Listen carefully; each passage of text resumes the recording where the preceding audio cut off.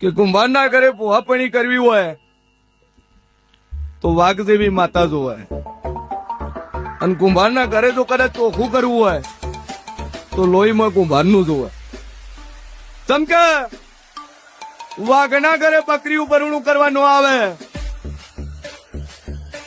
ચમકે મોટા ભાગના મારા પ્રજાપતિનું જે હોય ને બહારનું કોઈ ન હોય, અંદર અંદર જ હોય. લઈએ નારે ઉઠતો બેઠતો ભોવાય ને પેલી ખબર હોય બાપા. કોઈ જગતની બહારની માટે પ્રજાપતિ ની વળગી હોય, વળગીએ છે મોય મોય જ વળગીએ છે.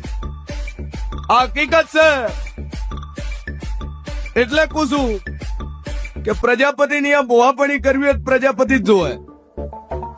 કેમ કે જેના લોહીમાં જે લોહી દોડતું હોય ને એને ખબર હોય કે ઓના રગમાં શું છે, ઓના વાતરડામાં શું છે, ઓના પેટમાં શું છે. એટલે પડીને હું પડ્યું તો એના લોહીનું થવું પડે તો પેલો વાતરડાની વાત મળે ને ન મળે.